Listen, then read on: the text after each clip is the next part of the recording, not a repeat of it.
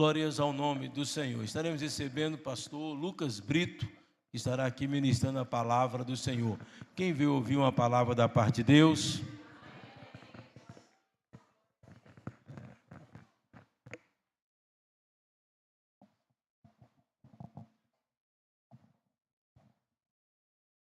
Glória a Deus. Cumprimento os irmãos com a paz do Senhor, amém?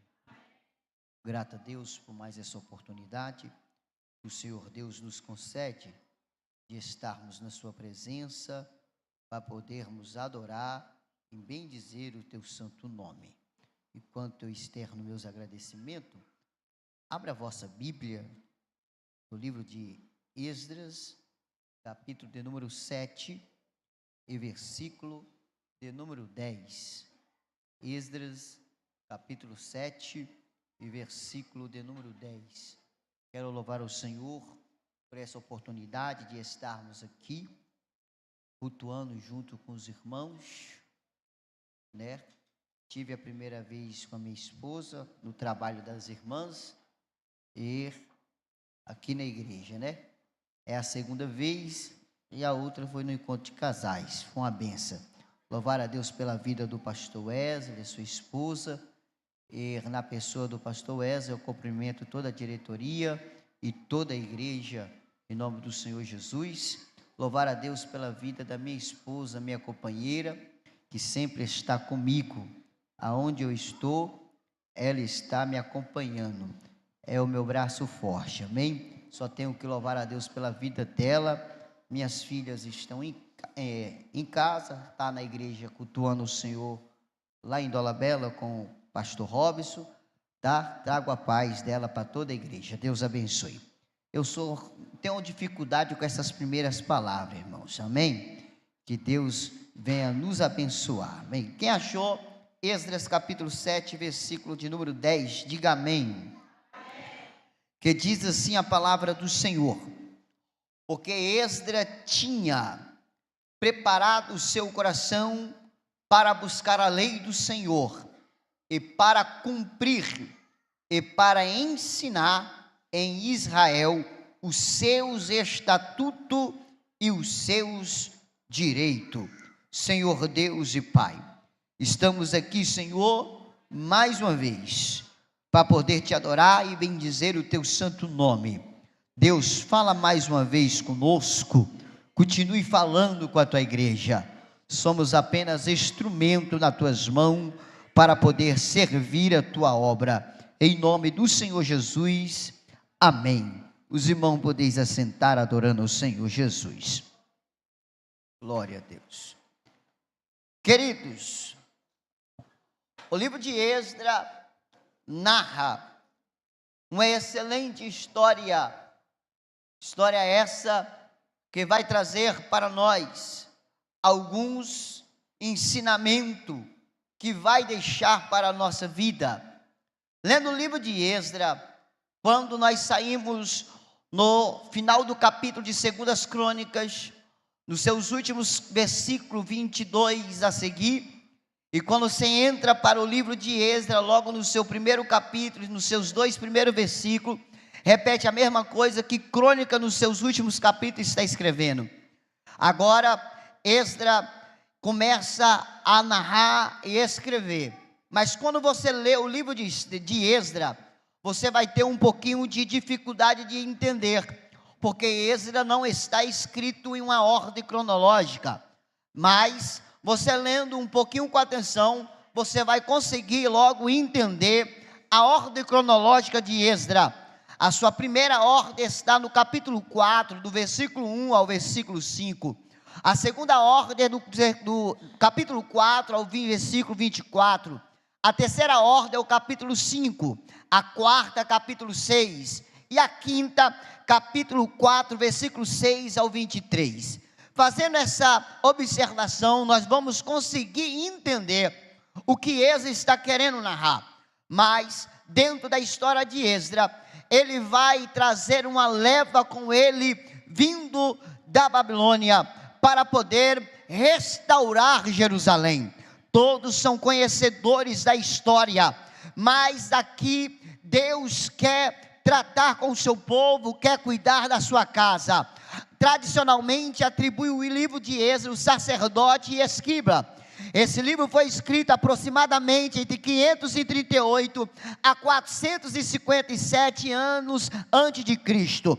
Judá estava cativo dentro de Jerusalém, dentro da Babilônia, mas Deus usou Jeremias também para profetizar que ao fim do cativeiro, ao fim de 70 anos, Deus ia fazer Judá subir para a sua terra.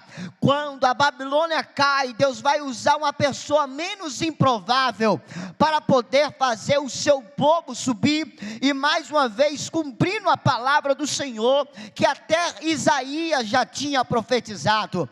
Quando Deus usa Ciro para mandar o povo subir, a primeira com Zorobabel, depois com Esdras subindo para restaurar e edificar o templo do Senhor. Mas só que quando Esdras sobe, ele está ali, o que me chama a atenção do capítulo 7, e no seu versículo 10, ele não vai restaurar os alicerces, ele não vai edificar o templo só por edificar a parede, ele olha primeiro para o povo, e ele chama essa responsabilidade, e porque Esdras tinha preparado o seu coração para buscar a lei do Senhor e para cumprir. Esdras olha e fala: nós não temos só que ler a lei, nós não temos só ter conhecimento da lei, nós precisamos também de cumprir essa lei na íntegra como o Senhor quer. Mas só que quando nós vamos começar a ler a palavra do Senhor, e quando nós começamos a ver o que Deus quer, nós temos que obedecer também na íntegra. E quando Esdras começa a fazer observação daqueles que subiram com ele e o que eles transgrediram, Esdras chora, rasga suas vestes, porque viu que os homens tinham descumprido a lei do Senhor Jesus. Desculpa por ser franco e direto logo nesse ponto, mas quando Esdras começa a olhar e ver que os homens casaram com moças estrangeiras e passaram anos em relacionamento em que o Senhor não quisera, Esdras começa a pedir Deus direção, como é que ele ia fazer, já que vai construir o templo. É muito lindo ler o capítulo 3 de Esdras, que quando ele lança o alicerce, que ele chora, lamenta, o choro ia tão longe, que não dava para discernir o barulho de choro e de alegria, para aqueles que viram a primeira casa, que viram o primeiro templo. Ele olha e fala: não basta só chorar, não basta só alegrar, mas também tem que haver conserto, para que a casa do Senhor avance. O problema que nós estamos vivendo nesses últimos tempos na terra, é que nós estamos querendo às vezes tratar a casa de Deus como só parede, mas não é só parede, tem que ter arrependimento e também ter renúncia, para que Deus opere em nosso meio. Deus move coração para cumprir os seus propósitos. Deus vai mover coração para cumprir propósito. Mas quando Deus quer cumprir propósito, também parte de nós também cumprir os propósitos que o Senhor Deus quer. Deus despertou o coração de Ciro, Deus despertou o coração do povo. Quando Deus quer restaurar, Ele levanta pessoas para cooperar com a sua obra.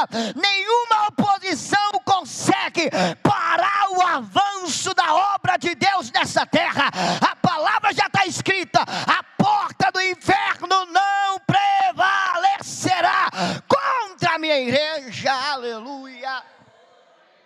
Satanás pode levantar de todos os lados, mas não vai conseguir parar um povo que obedece à lei de Deus. Pois da minha lei medita de dia e de noite. Meditar não é só ficar no âmbito de você ler na tua casa, é também colocar em prática. Quem olha para você e vai ver que você não é o cristão ou o crente que só vem na hora da igreja, é no seu trabalho, é na escola, é na faculdade, aonde você está, alguém vai olhar, aí é um servo de Deus que faz a diferença. Segundo ponto, a restauração enfrenta oposição. A restauração enfrenta a oposição. Êxodo no capítulo 4, os inimigos tentaram impedir a reconstrução. Houve acusações, medo, desânimo. A obra ficou parada por um tempo. Mas a lição que nós entendemos é que toda obra de Deus resiste às perseguições, resiste às tentações do inimigo, mas só que não consegue parar. Quando você lê o livro de Neemias, que é a sequência desse texto, enquanto Neemias está trabalhando, pastor, eu amo essa parte, quando os inimigos arrumam um culto no vale e chama Neemias para ir para esse culto, Neemias olha e fala: tem aparência de culto, mas não é culto, tem jeito de culto, mas não é culto, tem muita gente indo para vale que tem aparência de culto, mas lá tem laço de morte, e quem entra na obra de Deus é a colher numa mão, espada na outra, e a conversa é: estou numa grande obra e não posso parar. Você está numa grande obra, você não pode largar a tua obra aqui para ir em culto em vales que Deus não está, porque você está achando que vai ser edificado lá, mas está procurando morte para a tua vida. Não desça, não pare a obra, mas Deus não vai deixar a sua obra parar, aleluia. Mas o avivamento vem, mas antes do avivamento, a palavra de Deus produz transformação. É por isso que Êxodo no capítulo 7 e 10 fala: primeiro passo é a palavra que muda, é a palavra que transforma, é a palavra que entra no nosso coração e faz limpeza. É por isso que João vai dizer: conhecereis a verdade, e a verdade vos liberta. O pastor pode pregar, o dirigente pode ensinar, mas se você não conhecer a palavra, você vai ficar da mesma forma. Talvez você ouve o pastor pregar, você vai falar: é o pastor que está falando, mas eu convido você a conhecer a palavra, porque ela vai confrontar você, você vai ser transformado. Aí tem gente querendo avivamento, tem gente querendo que as coisas viram, como diz os pregadores: o negócio virou, não vai virar. Tem que ter palavra, tem que ter oração, tem que ter jejum, tem que ter renúncia. E Deus me traz nessa noite para dizer para essa igreja: o que é que você está renunciando? O que é que você está renunciando? Lembra que eu falei mais no início, que quando Êxodo começa a olhar o que os homens tinham feito de errado, e ele confronta, ele vira para eles: está disposto a renunciar? Está disposto a mandar essas mulheres idólatras estrangeiras embora para o avanço da obra? E os homens olharam: se nós queremos que a obra de Deus avance, nós temos que obedecer à lei de Deus. Não foi lei de homens, foi Deus que deu a Moisés, lá em Deuteronômio ainda, quando ele falou, aleluia. Eles queriam parar, mas não conseguia. Lembra de Balaque, quando queria parar a obra de Deus? Tentaram lançar maldição, não conseguiu. Tentou por 3 vezes, não conseguiu. Balaão vai orientar Balaque: não tem como mais destruir esse povo, mas tem uma coisa, já que a maldição não joga neles, não pode, porque Deus uma vez abençoou, ninguém pode amaldiçoar. Diria ele: não velaria pela tua palavra? É o seguinte: manda moças para o arraial do povo de Israel, para seduzir os rapazes. Elas vão entrar e vai perverter o coração do povo. Foi desse jeito que o povo começou a andar de forma errada, idolatria entrar no meio do povo, e Deus está falando: não dá certo, renuncia. Vai ter avivamento em Judá, mas primeiro renuncia hoje. O que você está disposto a renunciar nesses últimos dias para Deus começar a avivar a tua casa? O que você está disposto a renunciar para Deus entrar no teu casamento? O que você está disposto a renunciar para Jesus entrar lá dentro da tua casa e mudar essa situação que está lá? Mas você quer ficar na mesma prática, lá mandará me canta. Você não quer abrir mão desse pecado. Tem gente que já tem pecado de preferência de estimação, mas Jesus não tem pecado de estimação. Quando ele vem para falar com a tua igreja, é sim, sim ou não, não. É tempo de renúncia. Se queremos ver Deus um dia, renuncia hoje para encontrar com ele nos céus. Aleluia.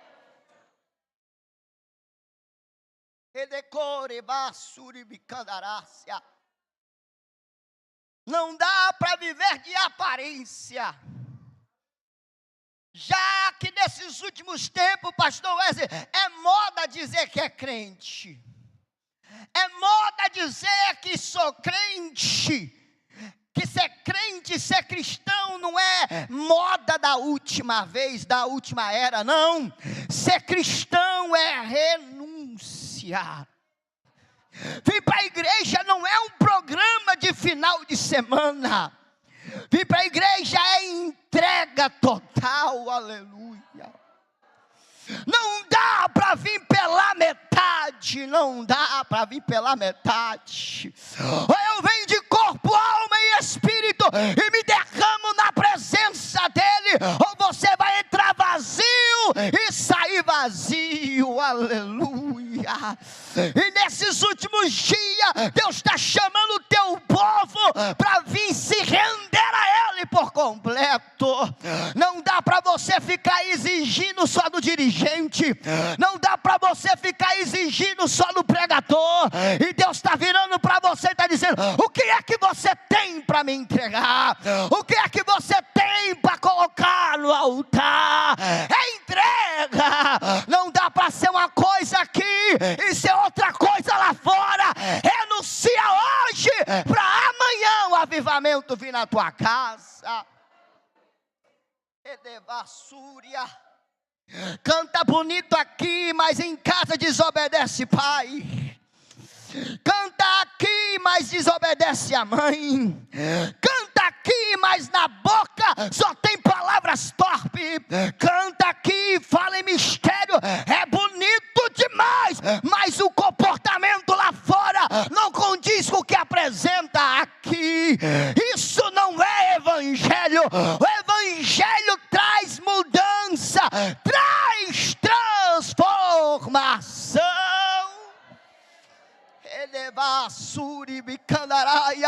Mas eu estou pregando para uma igreja que já entendeu esta palavra.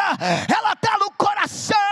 A mudança veio do coração para a mente, saiu de dentro para fora. A teus passos é passos de homem bom, e Deus velará pela tua vida. Quando o povo renuncia, aí vem o verdadeiro avivamento. Aí tem gente que acha que verdadeiro avivamento é pular, é sapatear, é falar um mundo de línguas estranhas. Pastor Lucas, o senhor é contra isso? Não sou.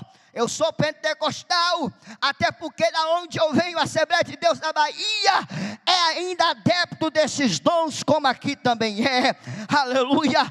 É tanto que no meu batismo nas águas com 12 anos, quando eu estava para batizar, eu virei para o meu pai e disse: pai, eu quero batizar nas águas, mas no dia que eu batizar nas águas, eu quero ser batizado com o Espírito Santo. Ele disse: pode, mas vai orar, vai ler Bíblia. Eu chegava da escola, jogava a bolsa para lá, era Bíblia e joelho no chão, e jejuava direto.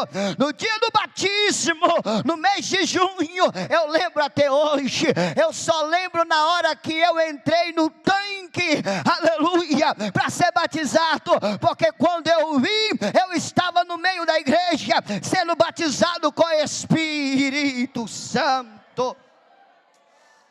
O avivamento traz transformação. Pular, sapatear, expressar aquela alegria que Deus coloca é bom, mas só que não adianta pular e a vida continuar da mesma forma. Não adianta falar em línguas estranhas para o pastor ver, nossa, olha como é que está cheio, mas não mudou a atitude dentro de casa. Não adianta, tem que haver mudança, porque Deus vai cobrar de nós. E eu quero terminar nessa noite fazendo um apelo para a igreja do Senhor. Tem um texto de Lamentações que eu gosto muito. Lamentações 5, que quando Jeremias começa a fazer lamentações e no final ele fala, renova os nossos dias como dantes. Não sou saudosista não, mas alguns princípios, meu pastor, nós nunca vamos perder. Nós ainda amamos a palavra. Eu ainda sou do tempo que o hino da harpa batizava. Eu vi o meu irmão ser batizado no louvor da harpa. Meu pai foi salvo com a arma na cintura para matar um presbítero na igreja, enquanto o Idecaso Takayama pregava. Quando ele levou a mão na arma, ele estava na frente do altar aceitando Jesus, aleluia. A palavra muda, aleluia. Redevasuri candarácia. O meu pastor que me pastoreava antes de eu vir para cá, ele tem um ditado, ele fala, pastor, a velhinha não precisa mudar. Ela chegou até aqui caminhando devagar, não precisa correr. E está chegando para mais de 114 anos, ganhando alma pelo Brasil afora. Aleluia, a palavra de Deus está sendo pregada. Arrependa hoje para ser avivado amanhã. Rebagaçúria. Fica de pé, por gentileza. Esdras provocou uma restauração, mas primeiro chamou o povo para a palavra. Às vezes eu estou em casa no domingo pela manhã, e nós temos uma dificuldade de ir para a escola dominical, porque de manhã a gente trabalha colhendo quiabo. Mas na terça-feira eu faço de tudo para estar no culto, e tem gente que despreza esses trabalhos. É aqui que nós vamos aprender através da palavra. A palavra é o alimento para a tua vida. Edevassúria. Alguém virou para minha filha mais velha e disse, vocês vão ficar depressiva. Porque vocês é só da igreja para casa, de casa para a igreja. Ela virou para a colega e disse, não fica depressiva. Por quê? Quem tem a palavra no coração não fica depressiva. Como é isso? Eu escondi a palavra do Senhor para não pecar contra Ele.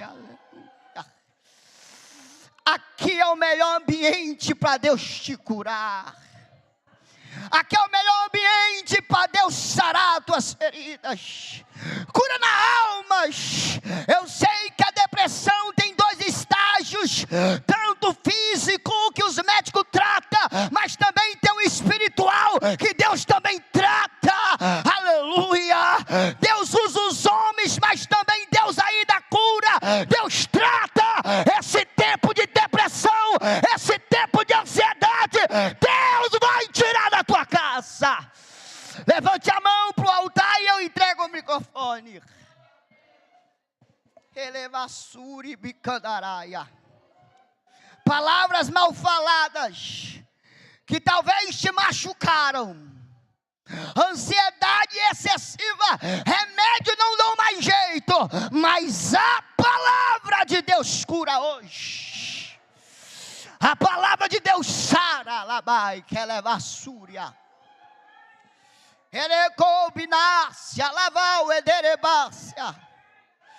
Eu estava sentado e eu falava, Deus, o que eu falo? Deus falava comigo, fala para a minha igreja. Enquanto eles renunciam, eu entro na tua casa. Renuncia aquelas conversas que Deus não se agrada. madrugada, Deus te viu no teu quarto. Apaga aquele grupo que Deus não está se agradando. Obedeval requele babarácia. Não adianta tentar esconder, porque Deus te viu lá.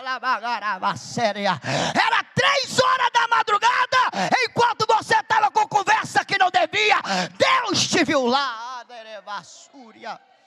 Eu não vim para manipular, eu vim para pregar.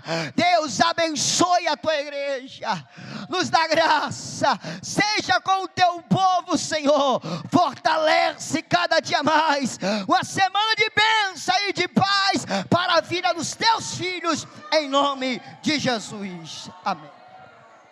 Glórias a Deus.